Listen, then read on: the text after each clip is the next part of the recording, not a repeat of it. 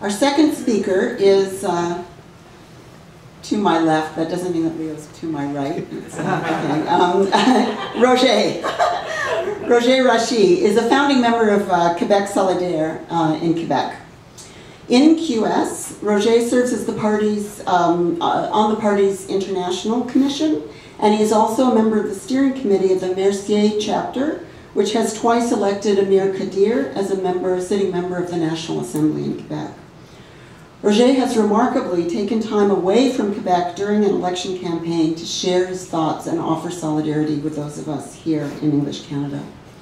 Roger is also a founding member of Réseau, Ecosocialist, or Quebec's Ecosocialist network. He serves as a member of the editorial board on Canadian Dimension and Nouveaux cahiers du socialisme. He presently works as campaign coordinator for Alternatif, which is a Quebec-based social justice organization. We're very, very pleased that Roger has taken the time from his busy, busy schedule in Quebec to come and join us today. Thank you very much for inviting me here today. I've been looking forward to having a chance to speak to members of the Greater Toronto Workers' Assembly and basically have a chance to exchange, share experiences with left and socialist activists from Toronto and indeed from across Canada. I will talk about our experience in Quebec. Of course, it's specific to Quebec, but I believe that some lessons can be drawn from that experience. Maybe not used as a model. I think we're beyond the years of we can say one experience serves as a model, but maybe as an inspiration. And that's what I hope to achieve here today. Let me just say a word about my own approach to the whole thing. I consider myself a Marxist, and I do support Quebec independence. But I also believe that we have to be internationalists. I was in Chicago about a year ago with Sam Ginden, and we had the chance to speak to a member of the Central Committee of Syriza. And he said something that really resonated with me. He says, look, we're a small nation of 10 million people on the edge of Europe. We're going through an incredible depression, an incredible attack on working people. Unless we're able to develop some forms of united front across Europe, we're doomed. And in a certain sense, it's not as dramatic in Quebec. Of course, we're not going through a depression. But we are a small nation. We're 8 million people in a vast North American continent. And unless we're able to establish some strategic links with left-wing activists and popular movements across Canada, and indeed across North America, I don't think we can achieve much. So part of my being here is in that spirit. And this is why I've been working for the past 2.5 years on the People's Social Forum, because it's one way, I believe, of being able to develop these links. So let's get back to Quebec and look a little bit at our experience. I will say, if I have to sum it up, I will say that we've tried to apply two strategic principles in trying to rebuild the left and trying to rebuild the socialist left. The first one is developing and working through a united front of social movements and popular movements against neoliberalism. I think this is a foundation, the basis upon which we have developed our work. But through that united front, we have also attempted to develop a new political instrument, a new mass left-wing party, a new anti-neoliberal party. And it's a conjunction of these two strategic principles, I think, that we have been able to achieve what we have been able to achieve so far. And I think it's an interesting experience to share with you. Now, it does not mean that I'm putting forward a two-stage theory. When I did this presentation in Vancouver a few months ago, Michael Leibowitz was in the audience and he raised a very important point. He says, be careful when you explain what you do in Quebec, because we might think that you're proposing two stages. One, a united democratic front, and maybe sometime in the future reorganizing socialist forces. And I think he was right on that, and I'm trying to make clear right now that I'm not proposing to put back the organization, reorganization, the rebuilding of socialist forces, but I think it can be done within the united front, within the building of a new political instrument. Within it, and also outside of it. And this is what I'll try to explain as I go through the experience of Quebec solidaire. I think to frame that experience, we have to look at what has happened in the first decade of the 21st century. I think we've seen two tremendous waves of mass struggles unleashed in this first decade, or in the first 15 years of the 21st century. The first one emerged more or less with Seattle, and I think developed out of it, grew the anti-globalization movement, and I think it reached its peak in Latin America with the pink tide and the developments of the movements in Bolivia, in Venezuela, in Guatemala, etc. And I think subjectively, the strongest part of that first wave was expressed by Hugo Chavez when he launched the call for 21st century socialism. I had the opportunity to hear Hugo Chavez in 2010 in Bolivia. And I have to tell you that I have not heard many speakers ever able to explain in such a lively, incredibly mobilizing way what 21st century socialism could mean. The second wave, I think, is the wave that we're living through. We can characterize it from the wave which started in 2011 to 2013. It's a wave centered more or less around the Mediterranean, the southern coast with the Arab Spring, the revolution in Tunisia, Egypt, the northern coast of the Mediterranean, southern Europe, particularly Greece, Turkey, etc. Subjectively, I think that the strongest example of that wave politically is Syriza indeed, as Leo just mentioned, and the incredible experience of that new mass left-wing party. And I think these two waves have shaped Quebec solidaire. Let me try and explain how I think it has shaped Quebec solidaire. Quebec solidaire definitely grew out of that first wave. When Quebec solidaire was formed in 2006, we said that this is a party which expresses, which is the voice of the social and popular movement. It's a left-wing, anti-neoliberal, ecologist, feminist, progressive party. That was our take on it, and we were trying at the time to express what the various popular movements which had developed in Quebec had brought forward. The anti-globalization movement, the women's movement, the student movement, and the radicalization of part of the labor movement. Quebec solidaire was formed not as a socialist party, but really as a political front, as a political united front against neoliberalism. In other words, we did not go beyond calling for overcoming neoliberalism. We did not explicit what would that mean, going beyond neoliberalism, but this was the basis on which Quebec solidaire was formed at the time.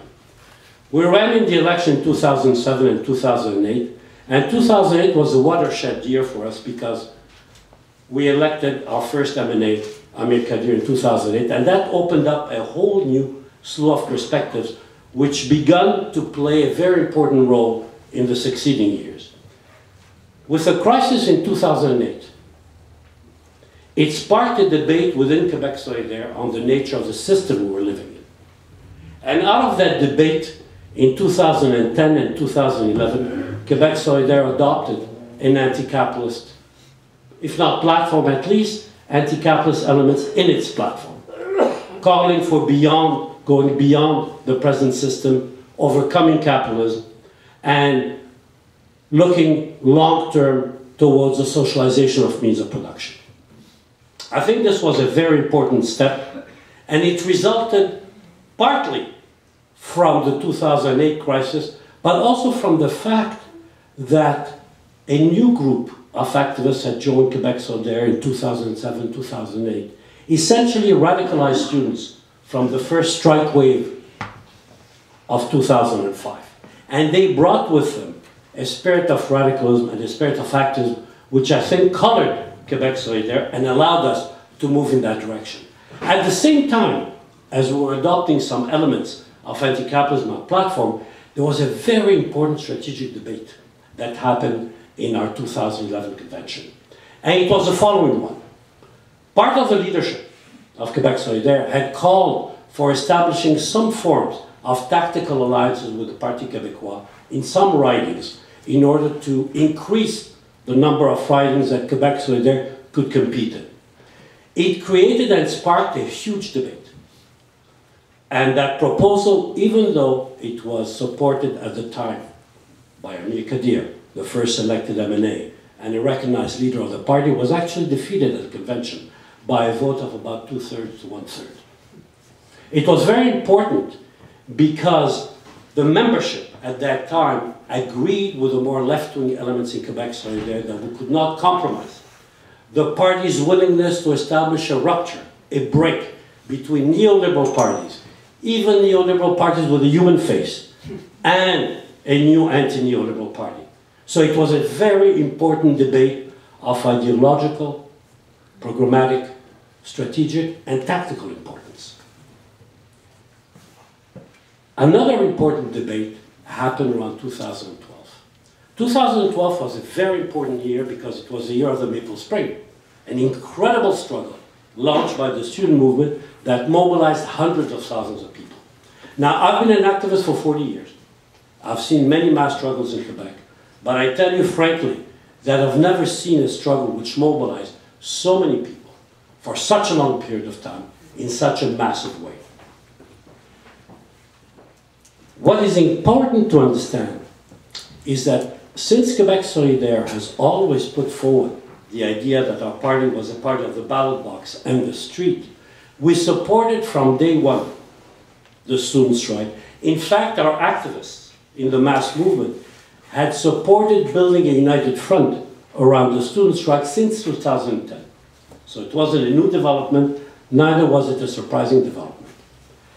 And our MNA, I think, stood up time and time again in the National Assembly, criticized the Liberal Party, criticized the law, and even went so far as to defend within the National Assembly civil disobedience and the mass struggles going on in the streets.